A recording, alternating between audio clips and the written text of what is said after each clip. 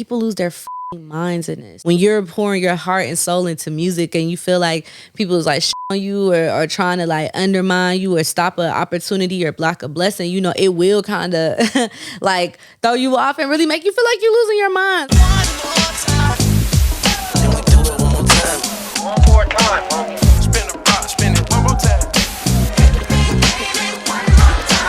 Ladies and gentlemen, welcome back to the One More Time podcast. Oh shit. I'm Playback Ben here with my co-host. Henry with a 3, because Henry with an E was already taken by someone. Fuck that guy. What a loser. Henry, who do we have in the hot seat today? Welcoming in on our 97th interview. We're getting close to a hundo. Almost at that huncho. Okay. Wow. Almost a full century of One More Time. Yes. Singer, songwriter, actress, entrepreneur. You know her straight out of Atlanta. It's Sierra. She was hearing all the accolades like, I'm like, because when you said actress, I'm like, hold on. What movies am I in? Yeah, they just threw that one in there. What's up with Russell Wilson? Why is he trash all of a sudden? What's your hubby doing? What? God dang. Oh my God. No, in all seriousness, we have pretty much all those accolades that are true, maybe minus the acting. I don't know. It might be on the way, though. I mean, I've acted before, but like small. But it wouldn't be one of your accolades. It wouldn't be on the resume like, it yet. wouldn't be like, oh, like I just did a super big movie. It's not on your Wikipedia page. For sure. So we have Bahja about to drop the Rodriguez, maybe. I don't know. But right now we're calling her Bahja Rodriguez. Bahja. Former member of the teen pop group, the OMG Girls. Right. And she's top 2 and she's not 2. Not 2. But I need to ask you this, all right? So I'm Googling Bahja Rodriguez, of course, doing my research because that's what I do.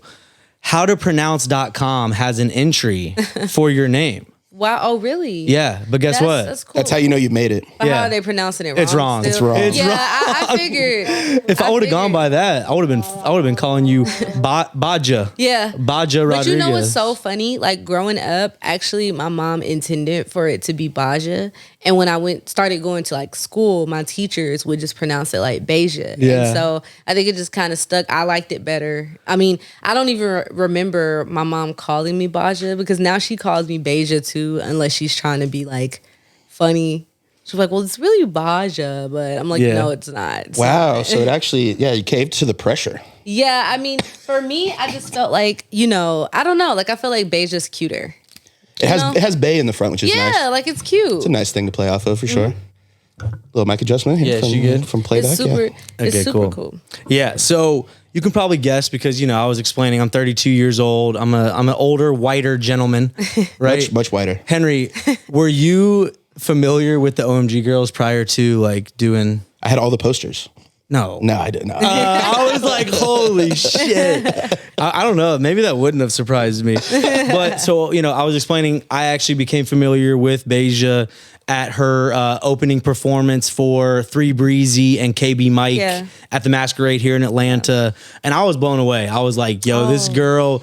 She's got stage presence. Thank you. She's got crowd control. She's clearly got pipes. The girl can sing. Thank you so Your much. fit was killing it. You were just looking like a fucking rock star up there. Oh man, thank you. So I was like chatting, you know, off stage with your management team, Ahmad, and I was like, yo, we got to get her on the pod. So Oh man, I appreciate that. Thank y'all for having me. I'm excited. Of course. Yeah. I'm Appreciate you excited. coming on. So yeah, for you, like what's a pre-show ritual? So pre-show, I love to like have tea and I love for it to be very quiet. I don't like a lot of loud noise or hustle and bustle around me because I feel like in my mind it's already going like a mile a minute. But like we'll do like, you know, sound checks, stuff like that, make sure everything is like all good. And then I just drink like, I mean, probably a bunch of cups of tea. Like at my last show, I probably had like 4 or 5 cups before I went on stage. Hot tea? Yeah. Yeah, that's what the singers need. You know, and that's pretty much it. Like my family comes back there and like my friends and stuff and they kick it with me. And that's really it. But so I'm always curious this too. It's like, what's your perspective going into being an opener for a show, right? Like, what are you trying to accomplish? You know what I mean? Like, what's your mindset like? Performing for people who potentially, you know, probably aren't there to see you necessarily. Yeah. I mean, I think for me, it's always just about like putting on a good show and making sure that people kind of like are like, okay, who's that girl? I want to look her up. I want to know more about her. Like I always say all the time, I'm like, I love to do live performances because I like to see how my music affects people, especially people who don't know my music or know who I am, like, and they're listening, you know. So my goal, like, going out there is really just to, one, set the tone for the rest of the show, you know, get the crowd ready to see the main act or whatever, and also, you know, get people familiar and acclimated with me, who I am as an artist, and, you know, really touching them, you know, with my, you know, vocals or with my songs. Literally really, going out and like just touching as many people as you can. Well, no, not like that. It's probably frowned upon at most venues. I don't know. God, don't touch Follow me, me. Henry. Follow me Like, on Spotify. You know, but it's just like, I think for me, it's just really trying to get people engaged in like who I am and what I'm doing. And that particular show was really dope. I was able to meet a lot of people and get a lot of people familiar with like who I was. So I enjoyed it. Yeah. So how would you rate it? Scale 1 to 10. How'd you think you did? Yeah, I thought I did amazing. I think it was definitely a 10, especially for my vocals, because I really, really practiced hard on that. I really like to make sure that I sound exactly like my songs or better, you know, when people come see me in person, to make them want to go listen to my record. So that's pretty much how I did. I think I did great. I have a question about performances, because I was going over this with an artist that I DJ'd for recently. Okay. And we're always going back and forth on like, you know, does he need an in-ear? Yeah. Do we want like effects on the microphone, like an Yeah. auto-tune or like a reverb type of effect? Do you have anything like special like that, or how do you set it up? For this particular show, I didn't have in-ears, but my best friend, and also like he does like engineer for me and like my sound and stuff, Kyron, he was telling me, he's like, you know, you really should come and get your ears. But I kind of wanted him to be there, actually, because it was his birthday. So he had went out of town. But I wanted him to be there when I actually used the ears, because, I mean, the in-house sound guys were great, but it's just nothing like having, like, your own sound guy. We don't put tune in the mic, though. I know people do put tune in the mic, but I don't have tune in my mic. And I know there at that show, they did a little reverb on the mic, but Nice. it wasn't any, like, actual vocal effects, I guess, and outside of just, like, the reverb. Okay. But And I'm everything assuming you heard- don't have two best friends named Kyron, right? No. So it's the That's guy the one sitting that- right there. in the For building. sure. Okay. I was like, shout out to Kyron. He's- Yeah. He's getting referred to like he's not sitting here, but I Yeah. guess She's that- professional. She's No. media trained, bro. That was incredible the way she handled Oh that. man, things I got. was like, you mean the guy over there? Yeah, no. Kyron is with me a lot of the time, and we also like write together too. Like, Okay, you know dope, what cool. I mean? So like, especially like in my earlier days of just doing my music, like that was like the first person who showed me how to like structure a song and how it actually is supposed to go. So we've really been building with one another since like 2015, maybe. That's like my brother though. You know, we family. So Yeah. You got to have that person. Yeah. You really have to have like go-to. it's like, you know how like Drake has 40? Yes. Like it's like he's my 40. Yes. You know, like it's like we're best friends. We worked well together. We like just are super involved in, you know, what each other has going on. And he's really such a big part of like my sound and what I do. So Neither one is as great without the other one. exactly. Yeah, that's just so underrated of having that type of person or people, ideally, Yeah. right? Like multiple people around you that are you're gonna feed off them and their energy, and they're gonna feed off, you know, you and you know what you have going on. Yeah. Because some people, I don't know if it's like an ego thing or whatever, but some people think that they can do this shit on their own. Yeah. To be fair, we are in a very DIY type of world now. You can actually do a lot of this shit on your own, But there's certain things. That's what I was gonna say. Like, I feel like right now though, it's important to still have people involved who are qualified to do the job that they do. Like, I have my own setup at home, and yes, I can go home and I can record a record if I need to, but at the end of the day, I don't put nothing out unless Kyron touches it. You see what I'm saying? So it's like, I think for me, and especially right now, like we have to get more comfortable again with like people playing their position and actually reaching out to people who this is their sole role. Because I feel like as an artist, when you're trying to be like the artist, the manager, you're on the sound and you're on the marketing and you're on the PR and everything else that comes with it, like you kind of get lost in the sauce. You know what I mean? So I think it's important to have, like, my team isn't super duper big, but it's like I got the guys that I need around me, the people that I need around me to help me execute what I'm trying to do. Like, I couldn't be me without, you know, the team that I have. Yeah, for me, the reason a team exists is not only because people that do a certain role very well Yeah. might be able to do it better than you, right? Yeah. But even let's just hypothetically say you can do all those roles equally as good, right? Yeah. At the end of the day, you only have so many hours in each day. Right. The art is going to suffer. Yeah. Like It's you're going to make worse music. Decision fatigue is a thing. Like if you're having to make every decision about everything, you're going to start to lose focus on what's actually For sure. And just literally hours in the day. That too. When are you going to make the next hit? If you're worried with the press behind a hit, the marketing of it, the mixing of it, the mastering of it, the production of it. If you know, because an artist can hypothetically do all those things. Yeah. But I just think that like you're just significantly putting yourself at a disadvantage. For sure. If you are trying to do all those things. Now, don't get me wrong. Don't just fucking bring people into your circle just for the fuck of it, right? You know what I mean? Like be selective, right? Because these are people that you're trusting with your art and your vision. For sure. So it's important to like be a little, I guess like weary of like who you bring around. Yeah. But at the same time, if it feels right, which like clearly this has been working for, it sounds like a long time now almost, right? Yeah. Like keep that shit going. You know what I mean? No, for sure. I think consistency is key. Like everyone around me and who's a part of like what I'm doing, they've been around me for a while. So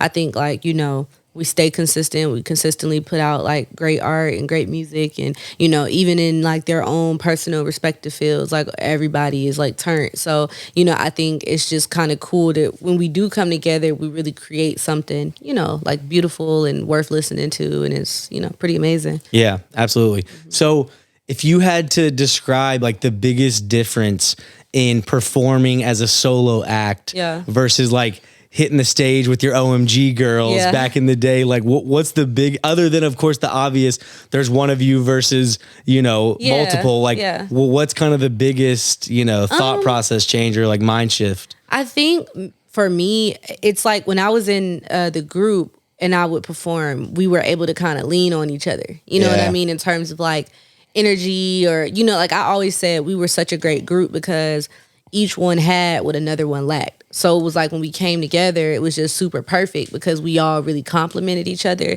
But I think the biggest difference is like being on stage and keeping a crowd engaged, and it's just me. Like it's not them. Like typically I don't have dancers. Like most of the time I'll perform with my band, but for this particular show, I was just like, I've performed at that venue before, so my band was there the first time I performed, and it was real tight on stage. So I was just like, I kind of got to go out here and really wow people without all the extras. And I think that's the difference. You know what I mean? Like we were super fun, high energy, lots of choreo, real colorful hair and colorful, sparkly outfits and stuff like that. And, our energy was just high all the time. But I think now me as a solo artist, like, I mean, I can dance, but dancing is not just something I'm like, oh, I gotta dance. You were getting it on stage. Don't fucking play with her and her dance moves. Thank you. She was vibing for sure. Hitting the gritty. So much. Yeah. I love hitting the gritty. Yeah. It kind of reminds me of, I was a big tennis player growing up, and I preferred to play doubles. Okay. Because of kind of what you're saying, in that I liked being able to feed off of my partner. Yeah. Right? When I played singles, I'm in my head. Yeah. I'm psyching myself out. If I start getting negative and down and out because I'm not playing well, it's tough for me to alone internalize like getting myself going again. For and so that sure. sounds like a fuck ton of pressure being a solo act, especially having had the experience of being in a group. For people that start off performing by themselves, they might not know that any different. But for you who came from like being able to look left, look right, and like your girls are there to kind of pick up where maybe you're lacking. For sure. All the eyeballs are on you all the time when you're up there. And it's and low key, it kind of is like nerve wracking and a little pressuring. Has to but be. I mean, I think that because I've been performing just on stage, period, for such a long, pretty much all my life, I've been on stage. Even before I was an OMG girl and school recitals and everything else, I constantly was like singing and on stage. So being on stage, I think it doesn't bother me like how it, I guess, would bother other people who may have like been doing it for the first time or whatever. So I think that's kind of the difference. But I still like to have a blast. And the cool thing is like they still come to my shows and support. So, it's like they're not on stage with me, but they're there, if that makes sense. Yeah, no, that's fire. So if you were to sum up the OMG Girls era of your life in one word, how are we describing it? Colorful, but not just with the hair and the clothes, but just like even within the lessons I learned, like the business decisions that were made. I think everything was very colorful. And what I mean by that, it was just different. It was a lot of different things happening. I became an adult very early on, just because, I mean, when you're in the industry, you can't not be an adult. You know, you're having adult conversations about finances and business and decisions and things like that. And so kind of being a kid, you know, just like go out the window a little bit. Yeah, like, you know, you don't really have a childhood like how everybody else has. Like, it's not parties, it's not, you know, things like that. Like, we were on the road all summer, pretty much every summer while we were a group. So we were never home and, you know, stuff like that. But I think that, you know, I learned so much from that time period. And a lot of that stuff has really just made me who I am. The criticism that I got, good or bad, the things that would go on, you know, while I was on the road. Like, and not even like, oh, you just used to be so much like bad shit happening. But, you know, you just learn so many lessons out there, you know, and just you learn how to work with a team, how to convey your thoughts in a way where you're not being like aggressive or off-putting. And I think it was just a very, I learned a lot during that time. I'm grateful for that time because I learned so much stuff that like literally you can only get from experience. Like, you can't even buy, you know, what I learned. So yeah, no, that's huge. Do you worry at all about the stigma around like child stars? I think, how negative that can be for some of them? Yeah, do you ever catch yourself like going down a rabbit hole on the internet about like all the crazy stories that happened to people that like went crazy? Shia LaBeouf's in the news again. I mean, you know what's so funny though?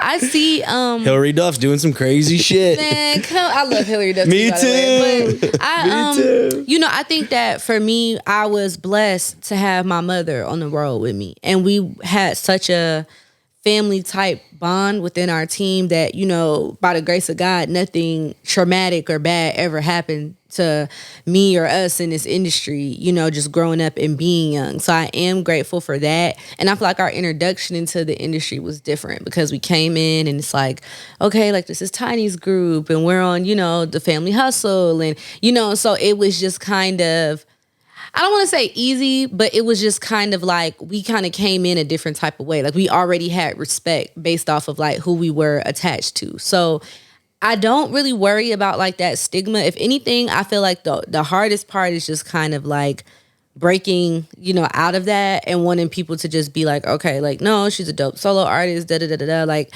I want to get it to one day, like, people, they talk about OMG, but they really talk about like what I'm doing, you know, as a solo artist. But then I look at somebody like Beyonce and I'm like, we can't even talk about Beyonce without talking about Destiny's Child because that's where she started. That was her platform. So, you know, I think that it's pros and cons with it, but luckily, like, I'm not one of these like child stars who are like on drugs or, you know, like just wilding out. I'm always going to jail and in the media and stuff. So it's you know, I don't really worry about it because I feel like I'm not one of those kind of kid stars, but I feel bad, you know. Nah, but you know, honestly, she's not. I thought that was why we booked her. Shit, I was hoping to hear some like crazy scoops.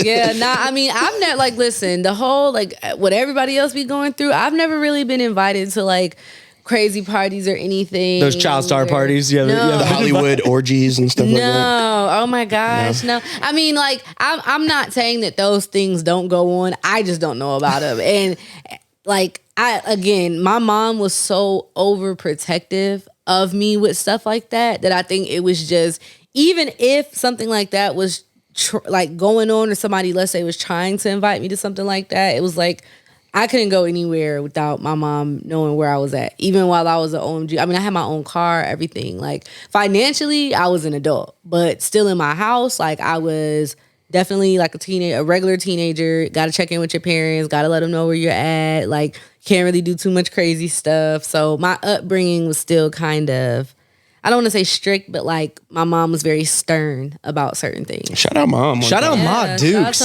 Keeping shit in line, keeping it in check. Yeah, for sure. Yeah, shout out to her because that could have been, you know, it probably could have ended. Could have ended way differently. Yeah, it could have went a different way. Yeah. So for those that don't know, you were kind of alluding to this, like the OMG Girls was basically, I found this so fascinating. I don't even know if you like, you know, knew this. Tell me. Or like read the notes, but like you realize that it was just supposed to be like for an episode type shit, bro. Yeah, it was. Yeah, I did read that. Okay, yeah. So like for me, going into it thinking that it was going to just be for like this episode, right? Like, you know, Auntie Tiny calls you up and is like, yo, bae, like I need you for this thing I'm doing on this show. Y'all are going to be in this group, whatever. Like, did you have any hopes that it was going to Like progress what from point, there? or what point did you realize that it was a real thing?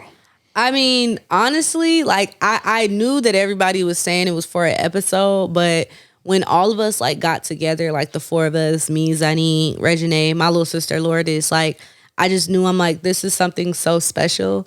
And I had never felt, I mean, I was like 12 at the time, but I never felt so strongly about anything like that. And so I'm just like, nah, this shit is gonna be beyond an episode. Like I don't even think y'all understand. You know what I mean? Like, So you were gonna take it into your own hands, borderline. Like, I mean, even if they didn't keep it going, you're like, yo, we're a group now, motherfuckers. Yeah, like I mean, I just Studio felt session like Monday. we all were so passionate about it, though. I think that's what was so cool. Like each girl really, really wanted to do it, and once it aired, like we were getting instant bookings, like skating rinks and birthday parties and like little one-offs and charity shows and stuff like that. So it kind of like just explode. Like once the episode dropped, like my aunt was like, shit, we gonna have to do this shit for real. You know what I mean? Damn, Like, shout out What, Tiny. what did I know? just do? Big shout out, Tiny. yeah. Damn. Nah, she's That's- incredible. That's crazy. But yeah. you know, it was definitely like a big thing. And then we all contributed so much. And even our moms, like I know for me personally, like my mom used to do all our shoes, like glitter out our shoes and our shirts. She would stay up till 3, 4 in the morning, like glittering shoes and glittering shirts. And, you know, she would color my hair. So anytime y'all ever see my hair like pink or anything like that, like my mom always colors it. And everybody's mom was just like super duper involved in what was going on. You know, obviously Neek's mom is like, you know, she was the music piece and the one who put us together. You know what I mean? So she was definitely always giving out some tough love and, hey, we got to get this shit in order. Y'all got to sound right. Y'all ain't gonna go out here sounding a mess and looking a mess. And I thought that was so funny seeing that like feedback of just Tiny being like, what the hell's going on in here? Yeah. These girls aren't singing right. You know what I mean? Like, it definitely what kind of gave bullshit that, is though. this? It gave that though, and honestly, I'm grateful for it because I feel like right now in the industry we're in such like a yes man time. You could post something and it could be complete garbage, but people on the internet are gonna gas it, and if they gas it enough, a label will come in and put money behind it. And I feel like, you know, what made the 90s and before then so great in terms of just music in the industry is like you really had to be talented in order to be on a worldwide stage. You couldn't just be mediocre or just kind of good. You really Or have had one to good be, song. Exactly. You had to be actually a good artist. And so just that, I don't even want to say criticism, but just that, I would say that constructive criticism and the tough love, it really was important because now as an adult, it doesn't matter, you know what I mean, with anybody. I would rather somebody tell me like this shit looks a fucking mess than to let me go out and look a mess and sound a mess, you know what I mean, on stage. So it just kind of, in the back of my mind, I'm constantly thinking like, okay, like I need to make sure my vocals is on point and make sure I look good, I sound good, I'm doing good. And you know, that's the difference. Like when I talk about the things that I learned that money can't buy, it's like those are those kind of things, like that type of criticism from like a Grammy Award winning, multi-platinum selling singer-songwriter. You know, people can't even pay for that type of mentorship. You know what I mean? So it was definitely really cool to be around and, you know, learn about it and shit like that. Hell yeah. Absolutely. So what did your friends think, right? Yeah. When you were like, yo, like, yeah, the school shit, like, So like, I'm not doing that anymore. Like, my friends, you know, like, what did your childhood friends think? well, see, my childhood friends, they always knew that I loved to sing. So I think everybody kind of expected for me to end up in a situation where I was singing. But when I got to like middle school, because I came out of school in the 10th grade, but when I got to middle school, you know, I think, you know, the show was on TV at the same time I'm in school. So everybody's thinking like, this is a real group and she's really on TV and, you know, like this is really fucking cool. And then of course, like, you know, you had the people, like I had a lot of people at that time who kind of wouldn't want me to sing, or like it always just be like, oh, you're always singing, like you're always walking around singing and singing along and stuff and da-da-da-da-da, you never stop singing. But it's like now, like that's my job and I get paid to do it. And, you know, like I don't really know what they have going on, but much love to them, you know. Nah, fuck them. I'm hearing that like, nah, fuck them, bro. Yeah, like, I mean, but I think too, you know, that's a part of like, just again, like you gotta have thick skin in this industry. People gonna doubt you. People doubt me right now. Like people in school doubted me. I don't really think, people saw the vision, but my friends who were my friends, like to this day, because like all my friends, I've known them for so long. So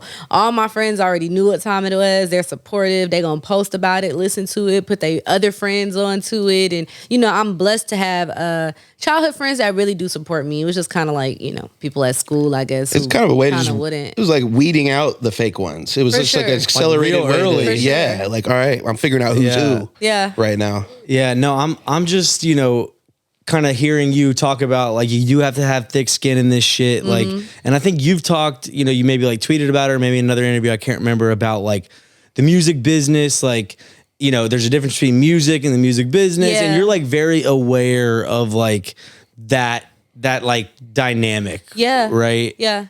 And- It's like, because people lose their fucking minds in this. Like, when people put their personal feelings into this music business, like, I know people who have literally lost their minds because they can't handle maybe the stress or the pressure of, like, trying to be great and you feel like you're not really accelerating at the way that you should. And it's like, when you separate it and you're like, okay, like, I love to do music, but this shit is also a business. But anything that anybody does in this business, I can't let it personally affect me and my emotions. It's like people have a really hard time doing that, especially artists. And even with me, like, it's something I've learned over time. I wasn't always this way, but it's like when you're pouring your heart and soul into music and you feel like people is like shitting on you or trying to like undermine you or stop an opportunity or block a blessing, it will kind of like throw you off and really make you feel like you're losing your mind. So I think that's why I just constantly have to tell myself like, okay, you love music, but this is a business and you can't be tripping out about the business. And then for me, low key, it kind of is worse because typically, I have a stigma, well, not I, but women just in general in this industry, and especially Black women, we have a stigma of like being emotional or irrational, So it's like when you're kind of conducting business, and I still believe this is like a male dominated industry, it's like, you can't really be emotional. You can't cry about it and scream about it and yell about it because men are just gonna be like, I don't want to deal with that, and I could just go to this girl right here who's just gonna do whatever the fuck I want to. You know what I mean? So you kind of have to figure out like how you want to conduct your business, and you want people to take you seriously and not look at you like, what Bahja, man, like, she gonna cry about that shit. She gonna be mad. Like, you don't want people to have anything like that to say. So I think that's kind of why I move the way I do, within this. Yeah, it's interesting. So we had Jets and Maids manager TP. Do you know TP? I know who TP is. Okay, yeah. So we had him on the pod, and he quoted Drake saying something about like, in this business, this shit's always personal. This business is personal. Yeah. So it was kind of contradicting your, I guess, thought process. What do you think about, and this is Drake saying it, and TP explained it of like, if you do some shady shit, like, I'm not a corporation, like, I'm me. Yeah. And if you fuck up a business relationship with me, it's personally impacting me and my family and my ability to provide. And so the way he put it, It was elegant. like I'm not doing a good job at all. butchering it. I'm butchering the fuck out of it. No, but I mean- the general consensus was basically that like, since you are a business, like Bahja Rodriguez, basically like your music business is you at the end of the day. And if people are impacting your business, that is directly like hitting you. You know what I mean? It does, but also too, and like not even just with TP or Drake, but they're men, and so with men can be emotional and get upset and take business personal in this industry and still have opportunities. As a woman, I could make the wrong man mad based off of what I say, and he could blackball me and my shit is over. That's sad and as like, fuck, but that's the reality Yeah, of no, it. I know. You Get know it. what I mean? Like, you could make the wrong person mad and really like your career could be over. And we've seen it time and time again in this industry with women in the industry. So it's like, I feel like unfortunately men have the luxury of being able to express emotion and it doesn't really affect their business. Like, somebody like a Drake or like a Kanye, you know what I'm saying? Like, they can kind of lash out and say whatever they want to say, but they're men. So, this is a male dominated industry. It's going to be another man who like fuck with them. But if I, as a woman, make multiple producers who are men mad or multiple execs and stuff like that, people gonna be like, oh, the bitch is crazy. I don't want to fuck with her. You know what I mean? Kanye maybe took it a little far. he might have lashed out a little too much. You know, but I get your point. But you get what I'm saying. I do. Though. Like, it's just, you know, for women, I think it's just completely different how we have to conduct ourselves. You're like start on thinner ice. Yes, because we already are coming in with some sort of like emotional stigma. It's like, you know, even like when women when Hillary Clinton tried to run for president or whatever, like, you know, they were saying like she's a woman, you know, women are emotional. Like that was the first thing. She's gonna push the nuke button. Yeah, exactly. That was the first thing that men kind of, and not all men, but that some men went to, is like, she's a woman and she'll be highly emotional. Can we really have a woman in a high pressure situation? You know, so no matter where we are, you know what I mean? We kind of already have a stigma of like being emotional and angry. So I try not to be that way. But can we have picked a better woman than Hillary? I mean, couldn't we have gotten Michelle? Where the fuck was Michelle Obama in this shit? Why did we get Hillary? But see, even if it was Michelle though, y'all, I feel like still would have said the same shit. Exactly. Yeah. Because it's just, but Hillary, it's like with women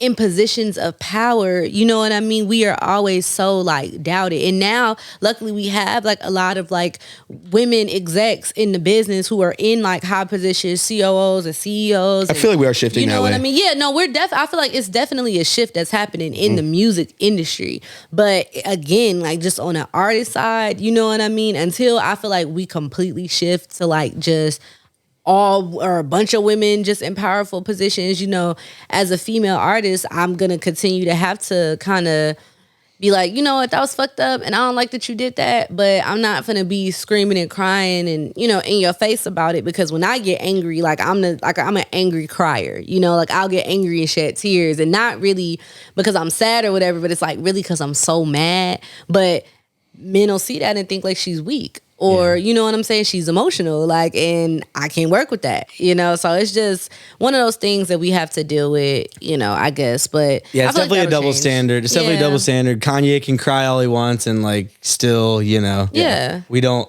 probably take the same. He made Graduation, so. Yeah. It's always the argument, isn't it? You know, but he's an amazing artist, though. Of course, yeah. Of course. Now, you can't take those flowers away from him. So I think two adjectives that describe you and that you've even talked about a bunch are tenacious being one of them. Yeah. You've like quoted, you know, around tenacity a lot. And I think that's definitely something I want to dive into. But then also you've talked about like understanding that you gotta be patient. So I would say like patience and tenacity are like two of the things that you have like adopted or embraced in your journey as an artist, probably more specifically as a solo artist now, right? Because shit was probably moving so fucking quick with the group and whatever, but you then had to like reset when you know, split up with the group. For sure. And, you know, I was glad to hear that was no like animosity and it seemed like an amicable split. Everyone just wanted to go do their own thing. So that's dope.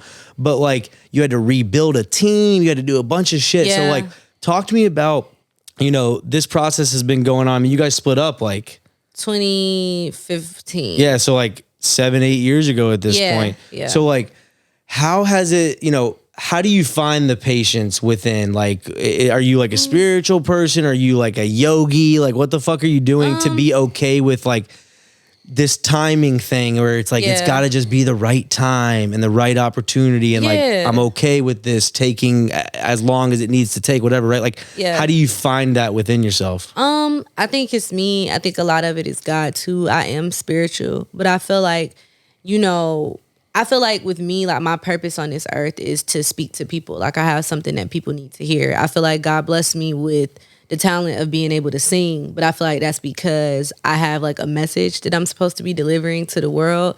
And I feel like with me being patient, I just think, you know, God is trying to really like prepare me for that. Like I often think about, you know, like when I first started out and the opportunities that I had, you know, we had like labels come to the table. We went to New York, did the whole thing, you know, and everything like that. But I wasn't ready for that. You know, I didn't have the correct people around me to even they weren't even ready for that. You know what I mean? If that makes sense. Like, I think that, it was a lot of personal things that I had to figure out. I had to figure out, like, even if I'm in a room with motherfuckers who could change my life, I still got to stand on business, stand on what I believe in, and stand up for the people around me. You know what I mean? And I feel like there have been so many situations in my time of being a solo artist that have kind of just gradually prepared me for what's to come. So now I feel equipped enough, and I feel like I have the right people around me now to really, if there is like a major label situation or some sort of opportunity, I'm ready for that. You know what I mean? I got the right people around me to really like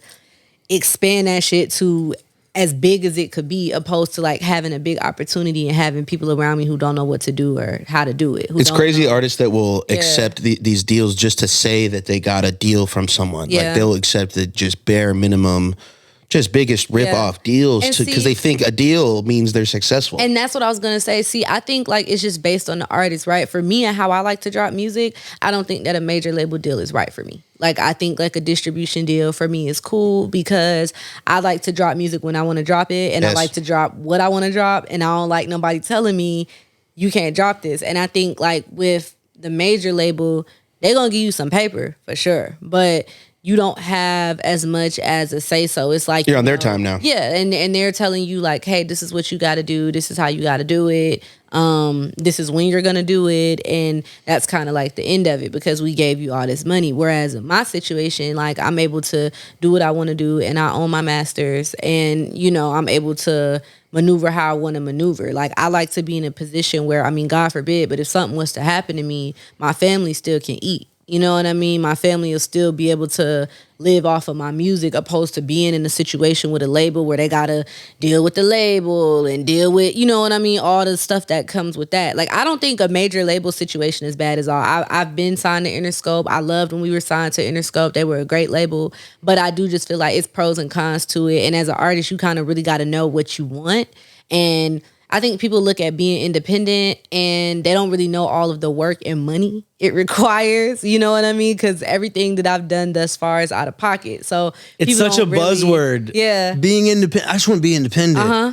Do you really want to be independent? Do you really know what it takes? Because it's a lot. It's a lot. And it's mentally and emotionally and financially, it is challenging. But for me, I feel like it's worth it. You know what I mean? Because I have a peace of mind and I don't feel like I'm being controlled.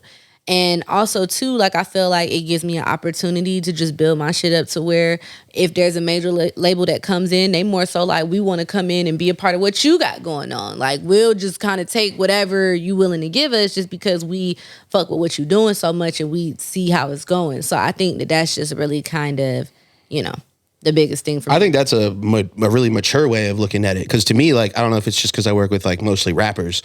They all see this deal as like this crazy milestone. Yeah. And there's like no way I'm going to make it until I'm with a major. And I feel like, it is an achievement, to get a major deal. It's cool that like a big mainstream company like that recognizes you and they believe in you enough to give you some bread and, you know what I mean, push your shit. But I think that as artists, again, we just have to know exactly what we want, because I feel like with a major label, it's easy for you to put out a song and for them to push it because it's like, you're in this well-oiled machine who's had fucking 50, 60 plus years of connections to certain, you know what I mean? Yeah, you're a number on a piece of paper. Yeah, like they've had so many, they already have built-in connections pretty much. So it's easier to get your song out or to get it more mainstream. Whereas with the independent route, it takes patience and it really does take tenacity because, you're going to have people who might try to stop you or might try to block something, for you and stuff like that. You got to keep pushing. So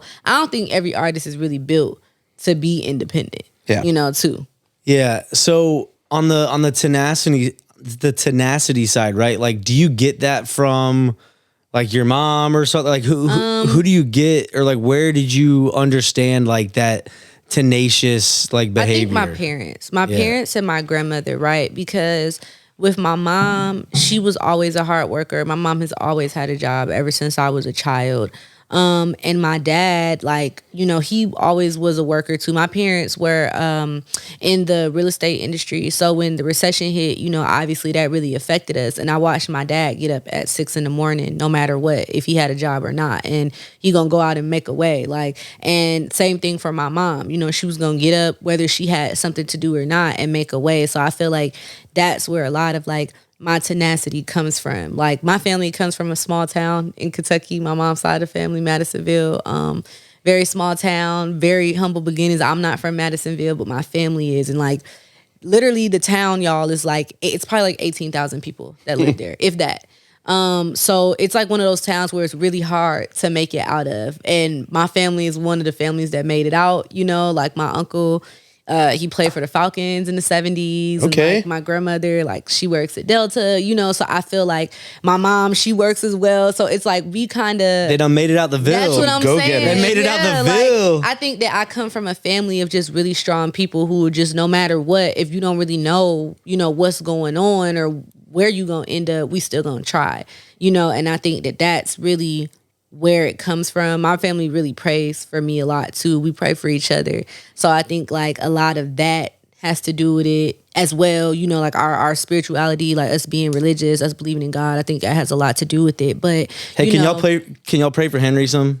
You said, well, yeah. Can y'all pray for Henry? Why do I need prayers? I mean, just overall, like But you know in what, general, though? like I don't know. Yeah, but it's, What do you mean? I just, you know, just I'm like, is he sick? Like, I'm doing fine. Like, he's a little sick in the head, yeah. Oh, you know? my gosh. I'm just saying, like he just needs some prayers. oh my gosh. Well, you know what? Don't block your blessings, I'm not bro. gonna lie. Don't block I'll your pray own for the both of blessings, you bro. guys. I'll I think there's definitely other pray for the people both that of you need more guys. blessings than me. Is all Well, I'm that's saying. true. You know That's what? true. We all could use a prayer, but the thing about it I is, need one. though, I think that it's important though to really have strong-minded people around you. I come from a very strong-willed family, so I'll say that I think is where it comes from. I watched my parents be strong-willed, my grandma, and now within what I'm doing, like my goal is, like my dad always says to me when he's like, because he doesn't have an iPhone, like he's not tech savvy. Sounds And like he's, my dad. Yeah, he's always like, "Is your song on the radio?" So like my goal is to like get it to where like when my dad goes to work in the morning or he goes to take my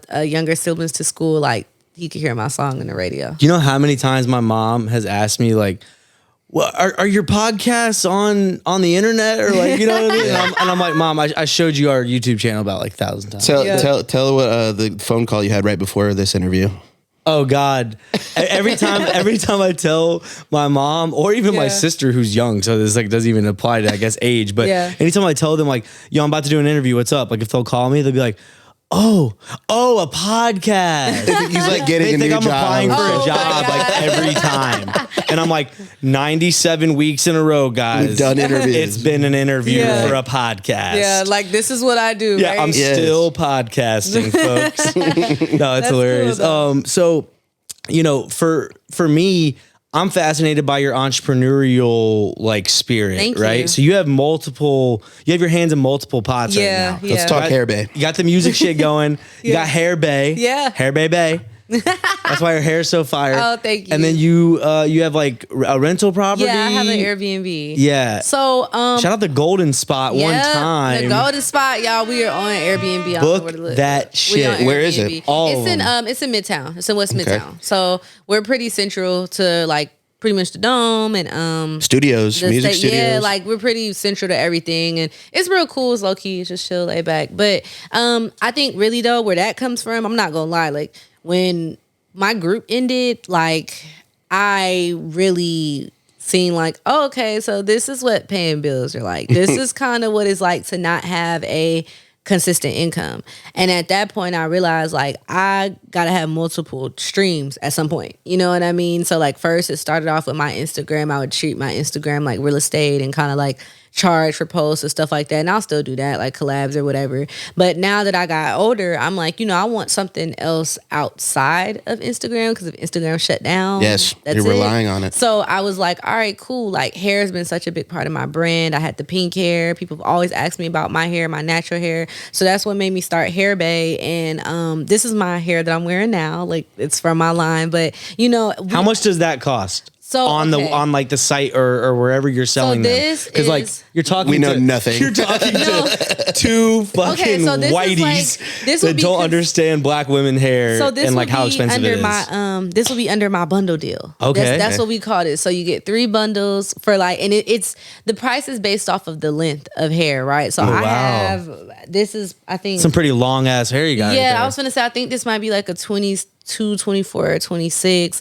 That'll probably run you about $300+ shit, depending on that. Maybe like the hair business is booming. Let's talk about this. Getting in on this. It's $1 billion industry for sure, multi-billion-dollar industry. But we sell everything from hair to wigs, frontals, closures. Like, is it an online business? Yeah, it's online. Okay, cool. So it's www.heyhairbay.com and Heyhairbay, yeah, and that's us. And so we lit, we turned up. That's dope. And like, who better than yourself to like be the brand ambassador? Of course, yeah, it's perfectly complimentary business. I love that. Yeah, and I think that more to your point, like it is so smart of you to. Now that you've seen, a certain degree of success in music and just as a personality and a personal brand, to convert that into something that can outlive you. Yeah, yeah. You can be fucking 90 and Hairbay can still be crushing it. Yeah. Because it just has nothing really to do with you long term, but short term you can be the face. Yeah, thank you so much. Like that's just more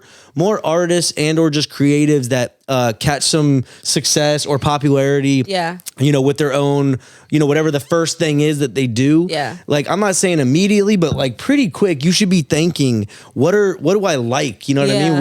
What are my passions? What complements my brand? That's what I was gonna say. It's something that's really easy for me to be passionate about because I love hair. I said our website was Hey Hair Bae, but it's really our Instagram. I'm sorry. That's our IG at Hey Hair Bae, so y'all could like go in there and shop. But because Instagram you can just like buy from Instagram, like right? literally you could go to our page. We have the products right now. We're actually like revamping and we're gonna start doing like some natural hair products as well for like the natural girls who don't really want to wear weave or wigs. So we're doing like shampoos, conditioners, like curl pomades and stuff like that for like I know y'all like men, but I recognize some of those words. I've heard them before. So it's I'm just really expanding that. And then with the Airbnb, it's actually my little sister and I, it's our business together. But it does really well for us to I think it's really cool. We meet a lot of cool people and connect with a lot of cool people. So it's pretty dope. You know what I mean? And it's another income that I don't have to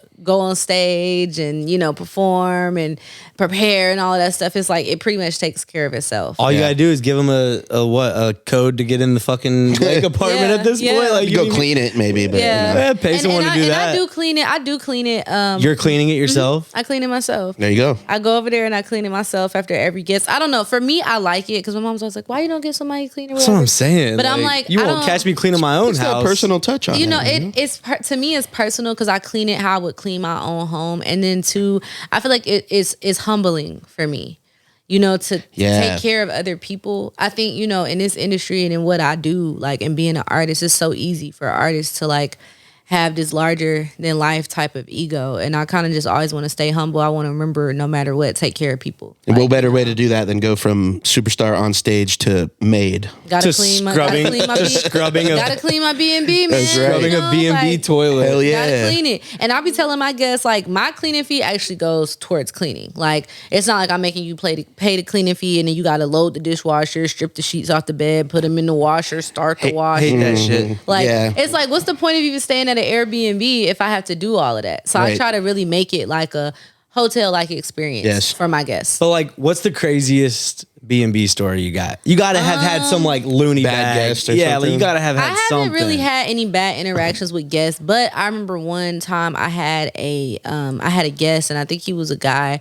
He left my toilet a fucking mess. It was disgusting. Sounds like how Henry would leave it. It was Stains like and some floaters. It was like pee all over the seat. Luckily, I have like cleaning gloves and everything is disposable. Like I have to, I wash, of course, everything after every guest. I'm there washing clothes and disinfecting and shit like that. But it was just like, I'm like, ew, this is so sick. But like, that's the worst. That was kind of the worst. See, I'm blessed. Like just like a messy bathroom. Yeah, like I'm blessed to have guests who like respect my space and they respect like the rules. I haven't had any like bad guests who've like broken the rules that I have or anything like that. But all my guests for the most part have been pretty cool. No one's like thrown a rager or anything. I had this one girl who did have a birthday get together, but she left it so clean. When she left, I couldn't even say anything to her. Like Nice. They washed my rugs, they washed the bedding and everything. Like I didn't even tell her to do it. Like I think she just wanted to be overly clean because she felt like, you know, she knew I was skeptical about her kind of having a whole bunch of guests, but she just like, you know, I promise like everything will be fine. Nothing was broken. Everything was clean. It smelled nice in there. So I was like, okay, girl, like, damn, you know, that's fire. Great guest. So what are like the top 3 most unexpected things like that you ran into as an entrepreneur though, right? Like, you know, whether it's when you started up your B&B or like your hair company or even your music shit, right? Like, you know, what are some of the like top 3 lessons learned, right? Something to help the viewers out. So with the B&B, for sure, get professional movers. I had like some of the homeboys like come and help me move my couch, and the couch is like a pull-out couch. So y'all know pull-out couches are heavy as hell to move. And the couch didn't fit in the elevator. So they literally had to carry it up like 2 flights of stairs. My floor was ruined in there. I'm definitely going to have to like pay for the damage to the floor when I leave. I mean, I already know that, but get some real fucking movers because it's not a game or a joke. Also too, like, I got a lot of the furniture like from marketplace and stuff like that. Utilize like, you don't have to go super big and spend $3,000-$4,000 on a couch. You know what I mean? Like you can start small and upgrade as you go. I think with Airbnb, everybody kind of out the gate tries to make it look like super perfect. And I've been able to gradually update my B&B as I go, you know, just from the profit and stuff like that. So, you know, it's been going with hair bay though.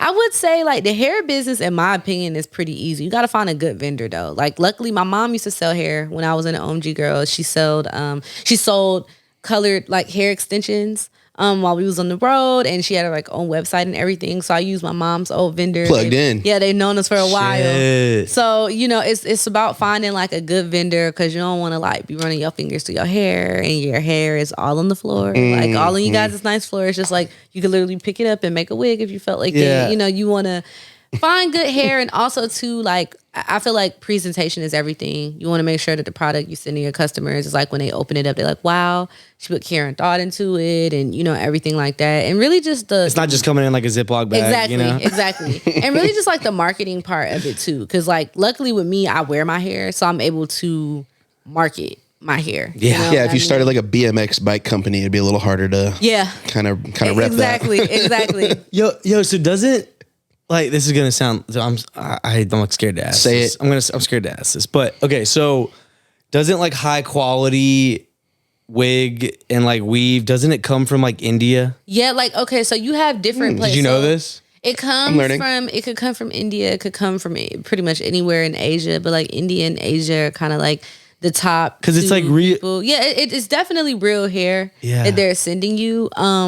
And with my vendor, you know, they have like literally everything. Like, you know, because my vendor's in Asia. So in Asia, they're pretty far ahead. When it comes to like skincare and hair, just beauty period, they're like really far ahead of us. So they really like, they come with everything new to me. Like they'll come to me like, hey, have you started selling these yet?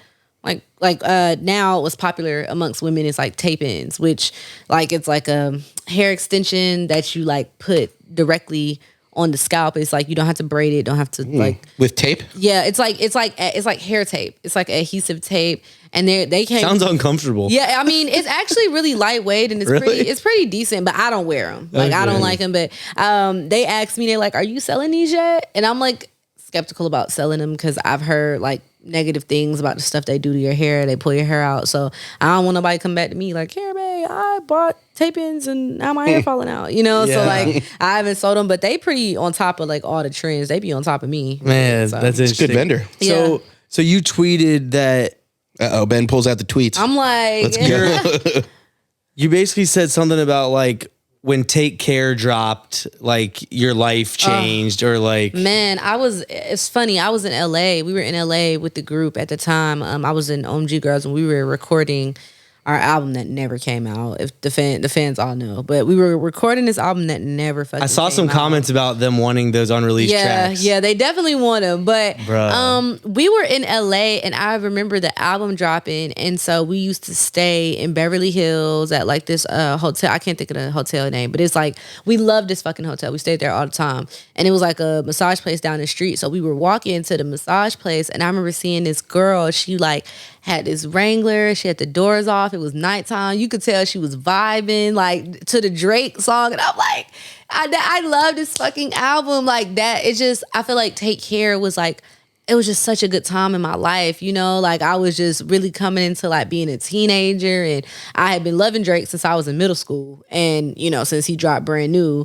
And I don't know, like I just felt like that album really changed the way that I listened to music, and it even impacted the way that like I made music. So I think that it was a real pivotal album for me as an artist. Like just him being vulnerable about like his feelings and just women he had dealt with, and then he still had like some of those like hardcore like rap tracks or whatever on there. Like I just felt like it was a great album. Yeah. Top three Drake album, I would say for sure. Yeah, For sure.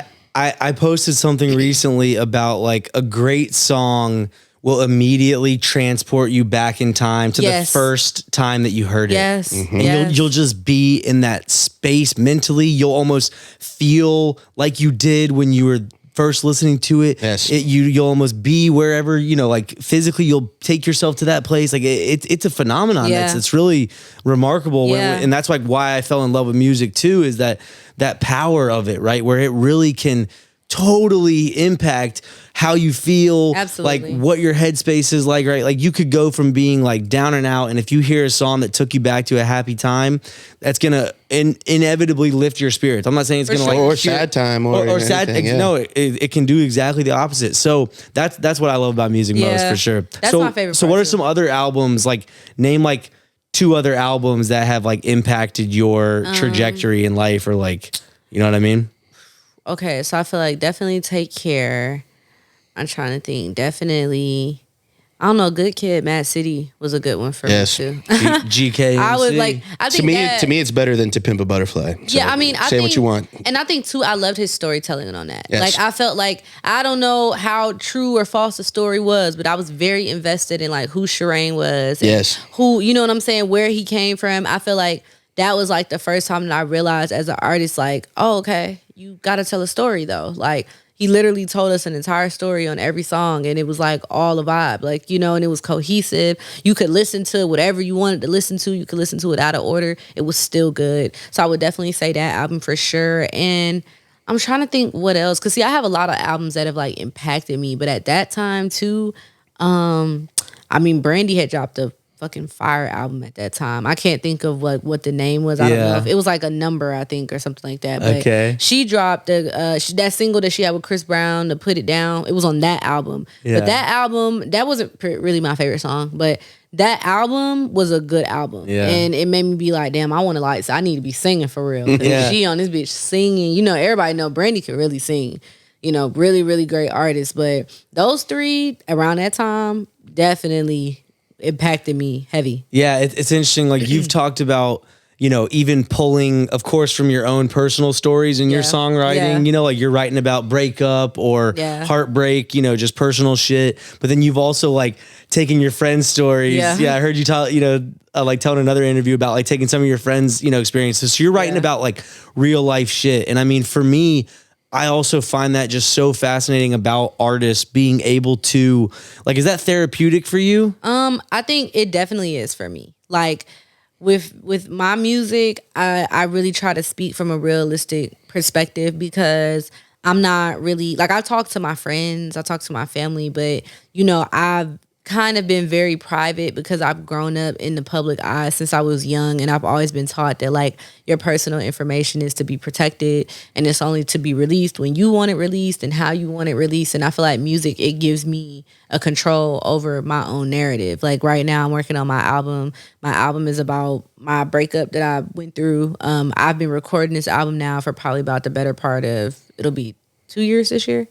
That I've been recording this album. And, you know, I really wanted to take my time with it because in my music thus far, my fans have kind of heard me talk about, except for my newest single, but my fans have kind of heard me talk about like fuck him, I don't need him, whatever. We gonna move on. We gonna da-da-da-da. And with this particular breakup, that was my first time being in love for real. So when we broke up, it hurt me. And I really wanted to take my time and really put out the message that I want to the world of like, it's okay to be hurt. Like, and it's okay to tell people like that hurt me, you know? And you don't have to be like strong all the time. You don't have to be like, oh, fuck it, whatever. Because when you really fall in love and you have that first real heartbreak, it hurts. You know what I mean? And so I really wanted to take my time with my album and make sure that like the message I was conveying was not like, whatever, fuck them, da-da-da. Like I wanted my fans to really feel me as a grown woman who, I mean, I fell in love for the first time and I was 22. And when we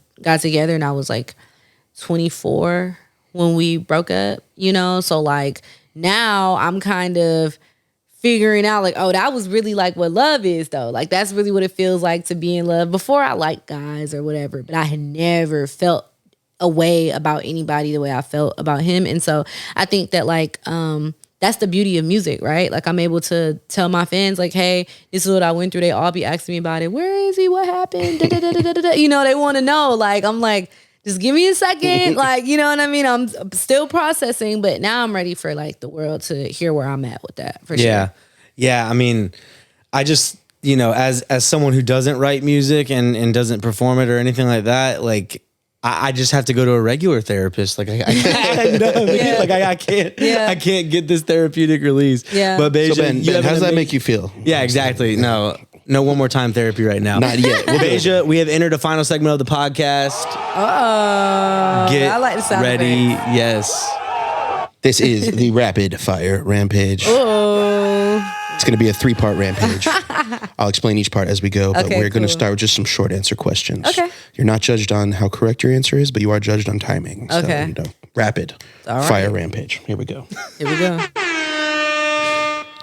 Bahja, if you were a full course meal, what would you be and why? I would be a steak because I feel like it's what everybody want. Like everybody want a good piece of steak. How do you cook it? See, me, I would probably be medium well. That's how I like it. I don't want to be too burnt. I don't want to be too well done. It's like getting close to overcooked, but we'll accept it. We'll accept it. You can pick either an artist or a producer to do a full-length project with. Who would you choose right now? Ooh, Drake. Ooh. Drizzy. What is one of the weirdest things you believe in? I don't know if I believe in anything. Oh, well, to some people it's weird. I believe that you gotta kind of like you gotta talk about shit. A lot of people feel like you ain't gotta talk about nothing. You could just go through stuff and it'd be okay. Me, I'm a talker. Like I feel like you gotta talk Talk that shit out. that shit out. If you could marry any fictional character, Ooh, okay. who would it be? It will probably be a cross between Inuyasha and Goku. Ooh, Dragon anime Ball. girl. Yeah. See, but this is why the rampage brings stuff out that wouldn't have got there otherwise. Okay. You must delete 3 states. Which states got to go? Okay, I probably do like Montana because I ain't never been there. And both the Dakotas. Damn. See, she's quick with both the Dakotas. Sorry, South Dakota, North Dakota, and Montana. I'm just. All right, I've Pete, never Mount been. Rushmore. For this next one, we're going to need your phone. I'm going to need you to open up Instagram. Okay. Let's see. All right, cool. I'm in Instagram. We're going to hit the DMs. Oh! Oh shit, Bahja. And no cheating. No Okay, cheating. okay. Go 6 down. 1, 1, 2, 2, 3. Okay. Who is it? What were you talking about? It's one of my fan pages, and she tagged me in a post that she posted. of Fan me. pages. Yeah. God, you know she's made it when she's got the fan page. I was going for some juice, and it was really just another plug for Yeah, her. yeah, exactly. Okay, last one of the short answer. Bahja, Okay. what is your favorite curse word? Damn. Part 1. Part 1, great. That was fantastic. Speedy. Fast. And Good. great answers. Montana, both the Dakotas gone. Not even a thought. Get him out of She's here. definitely given that some thought before, actually.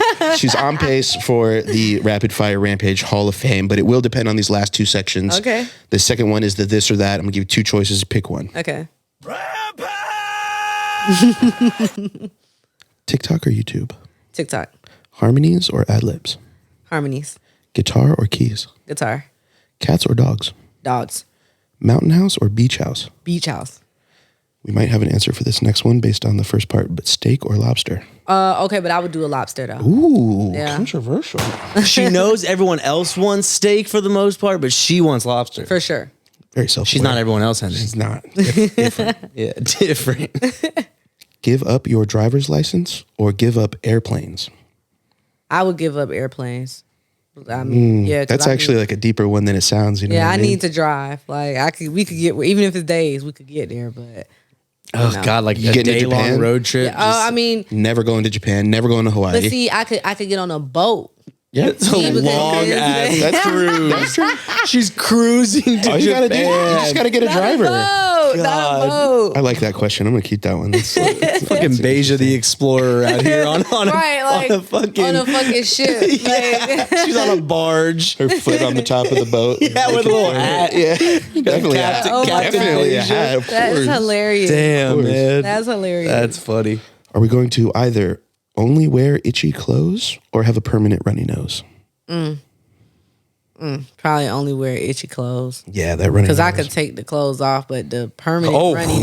nose. Yeah. Not on this podcast, Bahja. Yeah. No, It's yeah. not, it's not that kind of podcast. We've already been over this. I could probably work in a blur. No, we'll talk about it later. Last one of the this or that. Give up bathing for a month or give up the internet for a month? I would give it the internet. Gotta go. Part yeah. Fuck the internet sometimes. 2. Yeah. And I gotta take a shower. They're not gonna know what I'm doing, but Facts. I'm gonna be clean. The last part is the word association. Okay. I'm gonna give you one word. You just give me one word right back off the top of Okay. your head. And this is for the Rapid Fire Rampage Hall of Fame. Dude, she's Crushing. she's like at the finish line. Seriously, top 5 out of, Oh, out of man. 97 right now. Oh, thanks. And we've actually said that a bunch, but I like mean it. this one's been so fast. You usually say it to, make just, the like, guest hype up feel the good. guest. Yeah, whatever. But Yeah. this is for real. Okay. Starting with R&B, Me. studio, Safe place. engineer, My best friend. cucumber, Pickle. government, I don't know. I can't. Got her with that Borderline one. the best answer ever. That'll work. I don't know That's acceptable. about them government folks. You know, Critter, a spider. chorus, Best part. podcast. Funny. The correct answer was one more time, but it's okay. Education, Important. G. OD. I like that. It sounded like overdose, but now I spelled it out. Now I'm with it. So- Bro, it took me. It was like one of those get there faster in my head. Yeah, I'm like, yeah, wait, yeah. It's like, what? that's like the first thing I I was think thinking about. ODG, and then I was like, oh wait, Yeah. GOD. Yeah. That guy. Doctor, Also important. OnlyFans, Also important. No way. No way. contract, Can't sign that. Lil, Big. OMG. On everything. This has been Bahja Rodriguez. What an episode. What an episode. interview. Wow, what a Great, rampage. great energy. As always, Thank please you. like, comment, and subscribe. If you fuck with this interview, we appreciate the support. Do it even if you didn't fuck with the Go interview, follow honestly. Bahja everywhere. Stream her shit. Be on the lookout for her new album coming soon. Hopefully Yes. EP first, maybe. We'll Yeah, see. yeah. Yeah. And Henry, until next week, what are we doing? Getting out of here. Getting the fuck out of here. Peace, Peace. y'all. Pop that shit like one more time. They pop that one more time. Pop that shit like one more time. They pop that one more time.